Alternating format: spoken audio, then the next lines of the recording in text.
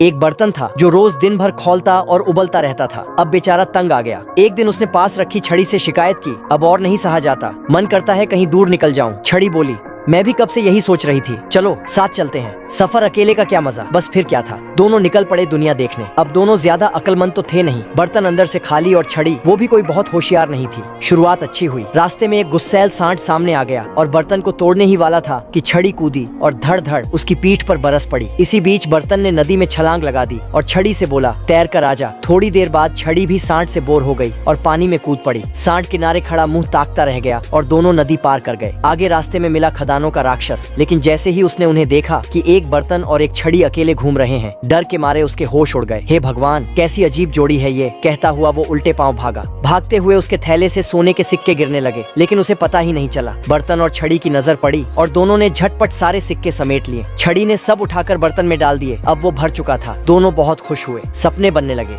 अमीरी। बर्तन सोचने लगा, अब मैं लोहे की तार से खुद को लपेटवा लूंगा ताकि कभी टूटूं नहीं। फिर रसोइये को कुछ देकर कहूंगा कि मुझे स्वादिष्ट खाने से भरकर रख दे, क्योंकि मुझे वही सबसे ज्यादा पसंद है। उधर छड़ी की भी सोच निकल पड़ी, अब मैं अमीर हूँ, एक शानदार सुनहरा बटन बनवाऊंगा अपने सिर के लिए। मगर फिर उसके मन में लालच जागने लगा और मन ही मन सोचा, अगर पूरा सोना मेरा हो जाए तो सिर्फ बटन क्यों, पूरा सिर ही सोने का बना सकता हूँ। और क्या पता राजा मुझे अपना राजदंड बना ले। धीरे धीरे उसके ख्याल खतरनाक हो गए। रात हुई, बर्तन चैन से सो रहा था और छड़ी ने मौका देखकर एक जोरदार वार किया। बर्तन चटक गया, टुकड़े टुकड़े हो गए। फिर छड़ी ने चुपचाप सारे सोने के सिक्के समेटे, एक बोरी में भरे और चल पड़ी लोहार की दुकान की ओर। लोहार ने पूछा, क्या बनाऊं? छड़ी ने सीधी सादी शक्ल बनाकर कहा, ये एक पोटली सोने के सिक्के लेकर मेरे लिए सर का ताज बना दो। लोहार ने सिक्के पिघलाए, फिर एक खूबसूरत ताज बनाया और छड़ी के सिर पर फिट कर दिया। लेकिन किस्मत को शायद कुछ और ही मंजूर था। छड़ी शान से निकली, लेकिन रास्ता ले गया उसे जंगल की तरफ। वहीं कहीं झाड़ियों में छुपे बैठे थे दो डाकू। उनकी नजर सीधे छड़ी के सुनहरे सिर पर पड़ी और उसने अपने साथी से कहा, वो तो सोना है, दौड़ो पकड़ो उसे। छड़ी ने भागना शुरू किया, जान बचाकर।